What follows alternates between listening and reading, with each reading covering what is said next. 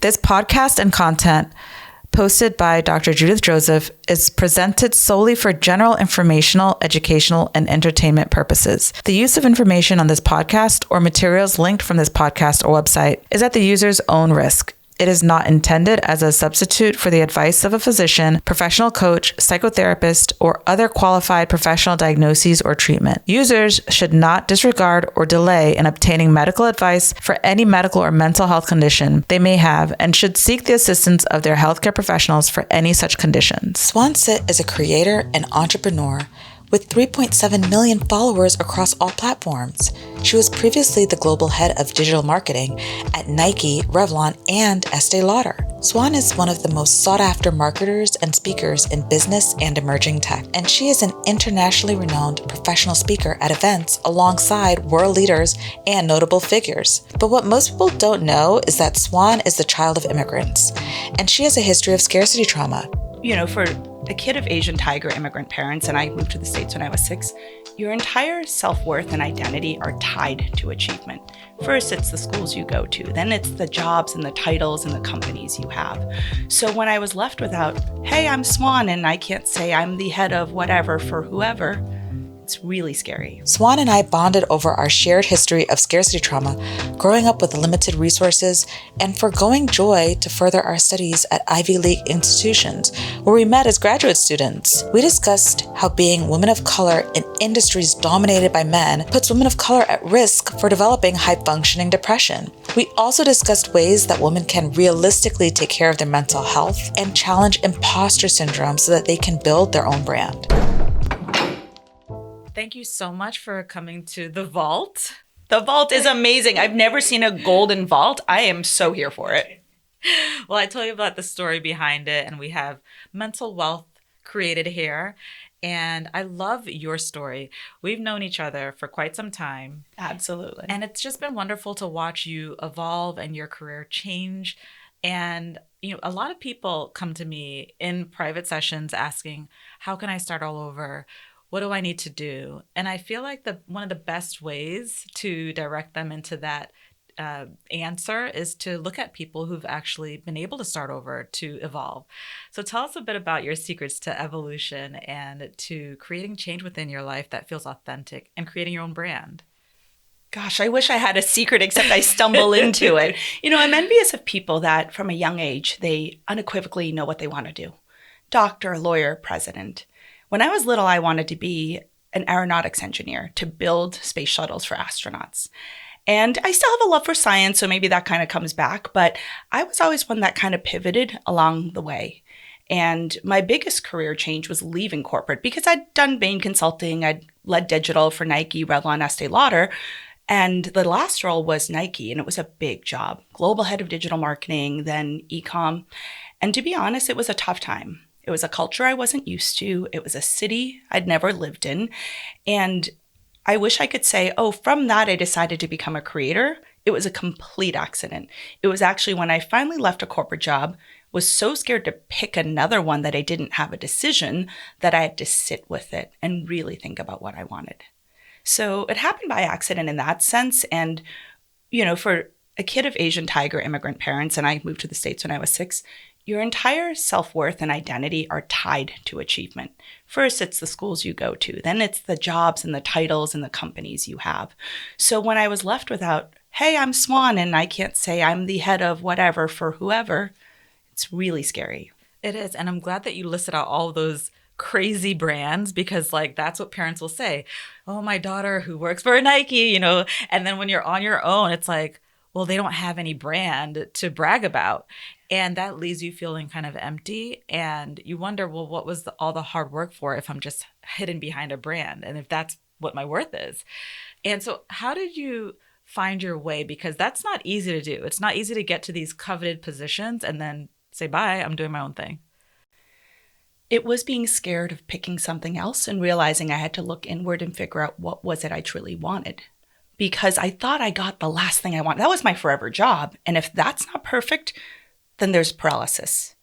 So for a long few months, I sat and stared in the mirror and had the uncomfortable pauses when people asked me what I do and didn't have an answer. I've never not had a job lined up after I left one. And through that, I realized I still want to be in business, but I want to affect change from really big levels, because all these companies would hire me to make change. And then when you get there, they don't actually want you to change anything. So how could I actually change? And so that when I got on my first publicly traded company board in 4 months. Later that year, I got on my second. And at the board level, you actually can affect change, which is really cool. Then I stumbled onto Clubhouse because I was bored and lonely in May of 2020. It was the start of the pandemic. And I wanted to be in a community. I wanted to feel not so alone.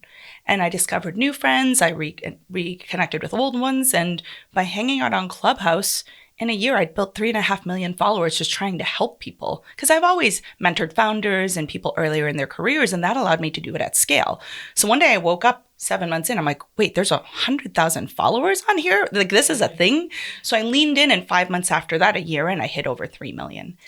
And in a very accidental way, like nowhere in my list of next jobs was influencer. Not even close, probably not in the top 100. And I realized that it's just expressing myself, sharing my wins, more importantly, my losses. And if those help people, then what a gift. Because in those times where you leave something coveted, you figure out who your real friends are. And then you think about what really brings you joy. And for me, it's human connection and the ability to help someone, to make their lives or the world a slightly better place. And in a very weird way, it came through social media. And at that point, I leaned into it. It's interesting because a lot of the studies now are showing that perhaps social media leads to isolation. And when I find people like you who actually found connection and meaning and purpose using social media and technology, I always want to ask them, how did you make that work? Because there are many people who are on social media and they're not really finding that connection and that purpose. But then there are people like you who are. So what do you think it is that allows you to do that? I think Clubhouse was different for 3 reasons. Number 1, time and place. It was a pandemic. We were locked inside, scared and lonely. So we were looking for connection. I think the platforms are actually engineered to not think about connection. It's about addiction, right? And so Clubhouse has the unique advantage. It's a social audio app that at the time was live. So we would be talking to each other, voice only, the way we are now. It wasn't doom scrolling. It was you walked in, you talked to humans in real time. That's what the origination of social was human connection. So by the way it was designed, it was real-time human voices interacting. And then thirdly, I think because I came in not with the goal of building a following, there were no followers in the beginning. There was just one room everyone was lumped into. And when I opened it in May of 2020, it was empty during the day. And at night, there's maybe 30 people. So for me, it was always community and not following. And so as I really found joy in helping people and as I built, I treated it like that. I didn't look at followers. I didn't look at additional likes and, different interactions. I just looked at how I felt and how people felt when we were together. And still to this day, I use it as a tool to broadcast, but I have a team that helps me. We push content out, all the speeches I do. We don't charge for our content on social. We push it out for anyone who wants it. But I don't doom scroll and look at it for other people's lives and envy. I look at it as a tool to help as many people as possible. So I think understanding why we want to be on social is the really important part. And if you want to be famous on social, you will have those ups and downs, and you have to know how to put it in a container that feels safe, that's manageable. But because for me, it was always about connection, I've always been able to quarantine that in a very specific way that maybe, some days I am a little envious, but more often than not, I celebrate my friends' wins. It's a way for me to see what they're doing. And just today, I was posting about a talk I'm doing Monday, and one of my friends reposted it and shouted it out. That's how we use it versus looking at things that we can't have or wish for. It sounds like you use it intentionally. And yes. I think that's the key word, is that what are you really using technology for? Is the intention to connect, or is it to not feel left out, right? And those are 2 very different things. I think a lot of people have a hard time because they don't want to experience FOMO, but then others really do, intentionally want to connect with others. There are not a lot of people who look like you in tech spaces, that look like me in tech spaces. And it's a challenge for women to really make a name, become leaders, and to have a sense of community. How are you able to do that? Understanding the basis of community, just like the original intention of social, is really important. Forget tech and companies. Let's break it down to community. What is community? And to me, it's two vectors. It's commonality of purpose meets frequency of touch. You have to believe in the same thing to feel like you're part of a tribe, but you actually have to interact often enough to feel like you're participating in it. So let's take some examples. The Women's March was very highly aligned in values, but we marched for a few months and went away. That was a moment in time, but I wouldn't say it's an ongoing community. I wouldn't even know where to find them. That's so true. Right? But you look at Instagram, you've got frequency of touch. We might open it 12 times a day. And there's sub-communities like food and travel, but itself, Instagram is not a community, it's a platform. You don't go to Instagram to see what Instagram is doing that day on their own account. You don't care. So it's a platform. So if we understand that community is built, tribal connection is built by caring about the same things and interacting often enough, you start there, then you layer on where technology hits. So if you find that we're all really interested in self-improvement, which is a lot of your content, how do you find people using technology? Thinking about other influencers to collaborate with, thinking about paid media to find people, etc. There's tools that help you go do the thing you want, which is find people with shared purpose. Technology or the tool isn't the goal. It's using that to find the people. Then the community side of interaction means, how do we use these tech tools? Do we use Clubhouse? Because once in a while, not only is voice more intimate, again, it's real participation and audio, the way Twitter Spaces does now. Is it thinking about content that's gated through an email that people feel a little bit more bought in?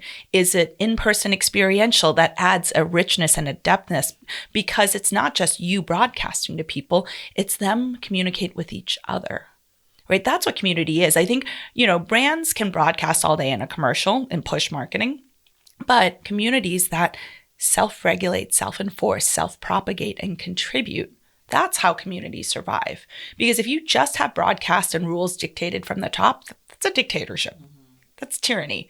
But if you have a community that lives by the values that the leadership shapes, whether it's a company or whether it's a social crew online, but you let them participate and help enforce, that's how a community propagates and continues. So the tech is just a tool to broaden the reach and to make the interactions a little easier, especially when you're geographically separated. But that itself is not community. When you started off telling me about how, with your background, leaving a secure position is something that terrifies people within your family and perhaps within the larger culture, right? And I do a lot of content on scarcity trauma. And initially when people think about it, they think, oh, that's when you're poor and you don't have anything and then you're afraid of losing money. But it's not just that. It could be that perhaps you come from a family that came here and they wanted to make sure that they made it. And so a lot of the decisions were very conservative and you're supposed to go to the right schools and make all the right decisions and not take risks unless they're calculated. Then you feel as if you're kind of just walking through life, checking boxes. And then one day you wake up and you're like, I don't feel a sense of purpose and like, what was this all for? And I'm finding that more and more as I go to these meetings and conferences, I'm meeting people like you who've had these very accomplished timelines, the right schools, the right jobs. And then they're just like, I'm just going to start all over again. I'm going to do what I want to do. And it's very difficult for many people to do that. How are you able to challenge those inner fears and to do something that wasn't expected of you, that wasn't in the planned path? I talk a lot about our inner children, like who we were and our insecurities when we were little, that even if we've done a ton of work, are still like the mushy inner core that we have. And I didn't know until I saw your content what scarcity trauma was. And I'm like, oh my God, that is me in the most literal sense and even in the slightly like more adapted like professional sense. Because my parents didn't finish middle school. My dad didn't have enough food growing up. My mom slept in a cardboard box on a stairway landing. So everything, when we came to the US, we stretched. We clipped coupons to be able to afford groceries. And it's kind of cute that a kid with bowl haircut and big glasses was responsible for filing and organizing the coupons so we get double, triple coupon maximized savings. You better not throw the coupons away. Right? I still have McDonald's napkins and sauces in my kitchen. Like, that's scarce. I eat questionably expired food. Mm-hmm. And Same. I never let anything go to waste. And one way I'm really proud of that because I'm so grateful for the station in life. But there is an extent where not only is it probably like not healthy to eat expired food, it's also bleeding into other areas of our lives, like scarcity when coming to opportunity versus abundance. Staying within predetermined tracks that your culture or your family tells you to do. To be honest, I would have stayed there forever if I didn't really have a difficult role and get a little paralyzed by what to do next.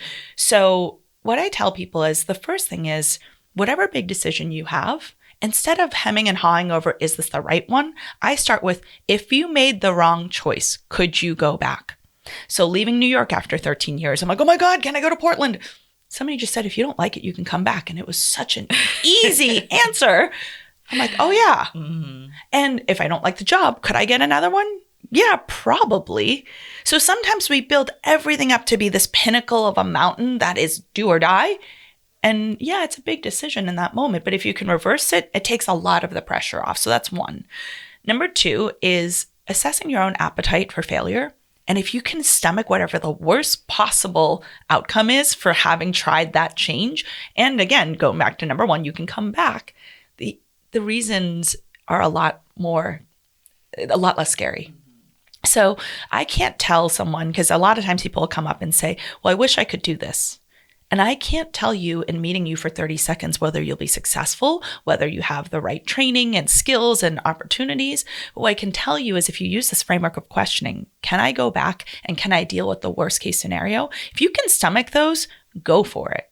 I love the worst case scenario because in cognitive behavioral therapy, we always challenge these fears with, well, what's the worst thing that could happen if? And then you realize that, wait, the worst thing that could happen isn't like the worst thing that you can imagine, right? They're not the same thing. Yeah. And I think that a lot of immigrant families will make you afraid. It's like, well, don't do this because then you can't ever fail. And then you're just like, wait, you automatically assume the worst thing will happen if you make a mistake when it's just not true. The worst thing that will likely happen is not the worst thing that could happen. Right. And that's further cultivated in our academic institutions and in corporate America, right? Entrepreneurs fail 20 times before they hit, and some will never hit. But in corporate America, you fail once, you get fired. If you get an F in a class, your transcript is screwed. So it's propagating itself too. Right? Because I think some of it is how we're naturally born. Some people have a different type of risk tolerance. If you're then with scarcity trauma with an immigrant culture or mindset, it then self-propagates from the lines of education and professional choices we make. So at some point, you got to break out of that. So it's just a different framework of thinking. It's funny. It also applies to even personal life because back to the inner child, right? As a kid with bowl haircut, big glasses, wasn't allowed to date or wear makeup, I have a lot of friends and I had zero attention from boys. So I can get up on a stage with no speech in front of 100,000 people, but I'm terrified of going up to a man and introducing myself. And that's such dissonance for people. They're like, you talk to hundreds of thousands of people. I'm like, that is different than being vulnerable to rejection. And so what my friend did was reshaped it. What's the worst possible thing? He's not into you. Okay, his loss. So my goal is to not get a guy interested in me. It's to stack up 20 rejections so it starts feeling a little less hurtful every time. Mm. I've also seen where people stay in bad relationships because of the risk averse, right? Like, well, if you leave this thing that's known, well, then you have to face the unknown. And it's like, but sometimes the unknown is actually better than the known, right? Sometimes a lot of people are stuck in these relationships because they don't want to fail. Leaving someone after a streak is considered imperfection. It's considered failure. When you may be failing yourself by staying in an unhealthy relationship where you're unhappy, you're not satisfied, you're not heard, you're not validated because, again, your family tells you, well, it's just an unknown, it's unsafe, you don't know what's out there. But sometimes what's out there is better for you. It's even reframing. Sometimes we don't know what's out there because you're choosing partner A and who knows who partner B, C, and D could be. But what if the alternative is not another partner and it's you rebuilding your life to be true to yourself? That is known. You can say, if I don't come home and have a fight with my partner every single night, if I'm not able to not try the things I want or make the choices I want, maybe that interim stage is the alternative. And yes, it might be lonely and scary. And maybe there isn't even a partner B, C, and D. But what could we do for ourselves to make that phase to us, for us better, that's the alternative. So then that is known, that is controllable. What were those two questions you asked yourself at the beginning? You were saying, ask yourself these two things. I feel like those questions can be applied to your career, to your personal life, right? To these choices where you assume that the default is right, and it may not be right for you. Yeah. There's some wrong ways to go through life probably, but there's a lot of right ways to do it. And we sometimes fool ourselves into thinking there's one optimal choice. Mm-hmm. I always ask my accomplished guests about a time when people were just in awe of them. They were just like, oh my gosh, you have figured it out. You have the right plan. I want to be like that. But you knew that inside things were not all put together, even though outside things were put together. And how did you get through that? Every day I feel like I'm not put together. And part of it is probably what people see on social, which is very visible with my work. I'm so grateful to be on boards, to speak at conferences. So outwardly, that looks really impressive. Inwardly, I'm like, oh my God, where's the next speaking gig coming from? Do I need new topics? Do I need more talks? Then I'm like, well, what am I going to do next year? And even though with this amazing gift of Clubhouse, right, where my life changed overnight, 90% of it was amazing. Right? I get to talk for a living. I clearly like to talk. So to be paid for something you love is amazing. I had so many amazing new people and relationships come into my life. But then you also get trolls. You get people who are after some sort of intention that's not aligned with yours. And it can be really lonely because you're always around people, but you're not always around deep connection, which is what I really value. So all the time I'm questioning, probably too much because I'm very cerebral as well. Also the immigrant mentality. All day. Outsiders can't be trusted. I know. We're the only ones who can protect you. Right. And so you layer all this together on top of that mushy core. What I've had to learn to do was find barometers for my day felt really bad. But in the grand scheme of life, is it really that bad? Right. And I just check myself. Secondly, I had to learn to ask for help. And now this is something that I'm sure you've heard from so many overachievers, but mine was different. I had trouble asking for help, not because there's an arrogance to it. I knew I needed help, but I hate bothering people. And so even though my friends would pick up the phone or near strangers would pick up the phone and ask for help and I'd readily give it, I had trouble asking people. I hated bothering them. And so that was something that I think just from polite Chinese culture, I remember my mom told me a story that, her first job, the boss took everyone in the jewelry factory out to dinner. And my mom had been there for a little bit, but somebody had just gotten over from China. And so the lazy Susan's going around and everyone's eating. And they keep asking the new woman, do you want food? No. She's like, no, that's okay. No, that's okay. Because that's what you're supposed to say the first few times someone asks you if you want something. Meal finishes and homegirl's not eating a single bite of food because no one had explained to her that things are more direct in the West. Yeah. And there weren't enough people there that understood that that is the Eastern custom is to refuse a few times. So maybe that came from just my cultural upbringing as well. But at that point, I was not even just unable to ask. Like I couldn't even find the words. So I did this during the pandemic. I picked a few really good friends, 5 of them, and they've been around for years, well before this new stage in life. And I picked a code word with each of them. It's maybe a funny story. You and I have known each other since school, so it might be Columbia. If I text this one word to my friend, the second they get a few minutes, they're going to pick up the phone and call me. I can't say, Dr. Judith, you're so busy. Can you give me a few minutes of your day? But I can kind of text a fun memory, which takes a little bit of the stress off of it. And if you see it, you're like, hey, I got you. What's going on? Sometimes just knowing someone's there in your corner is actually all you need. So I had to develop these little tricks like, if I were to introduce myself to a man, I have to get 20 rejections. Or if I have to ask for help, I start with a code word. And now I can say, I really need someone to talk to.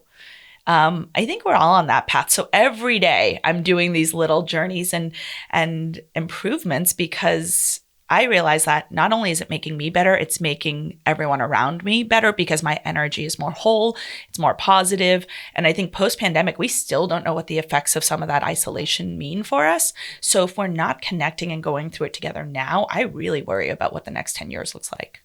I love your answer. You got through it because you asked for help, and not just help in the way that many people ask, the way that you felt comfortable. And, I think that if people just knew how difficult it is for others to ask for help, we wouldn't wait. We just check in more. Yes, that's a huge part of it too. I don't think we check in enough. We're so busy, we're running around. What if we just ask, hey, well, how are you doing over there? Let me ask you, like, how do we do that? How do we make that a practice in people's lives? You see such a wide variety of people. Is this something that's like a PSA on TV? I mean, I've seen some of that come out, but how do I ingest that into my daily life? I think that it depends on the individual. Sometimes I ask my clients to prioritize their friends the way they would their checklist. Yeah. So like if you have a meeting, if you have a big presentation, can you please put on that list a friend to check on? And I think that for some people, it has to be visible. It has to be like there as a to-do. And then when they start doing it and they get the feedback, they're like, wow, like why didn't I do this before? But you're right, like organizations acculturate us to prioritize tasks and things and achievement and not the things that really matter, like the people that we love, the friends that we can't imagine life without, right? So if we start treating that as a priority and treat it the way we would other priorities in our lives, then I think that we'd all be more connected. We'd be better off. That's really good advice, because I'm thinking about the 23 things on my to-do list for the next 3 days. I'm going to add a few friends' names to it because, you and I both interview a lot of people, and I always ask people, what do you want to be remembered for? After a full life, you achieved everything you wanted. And it's never those tasks. It's never the jobs. It's the impact on people. And so I'm not practicing that day to day, so I'm going to start tomorrow. Oh, that's wonderful. Tell us where we can find you and continue to follow your amazing journey.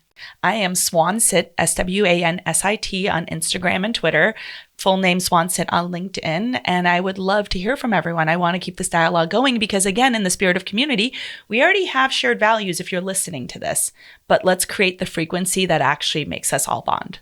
And I'm going to follow up and definitely attend your speaking engagements. Amazing. Can't wait to. I'm going to pull you on stage with me. What are you talking about? Please do. Thank you so much. It's so good to see you. Good to see you. Thank you.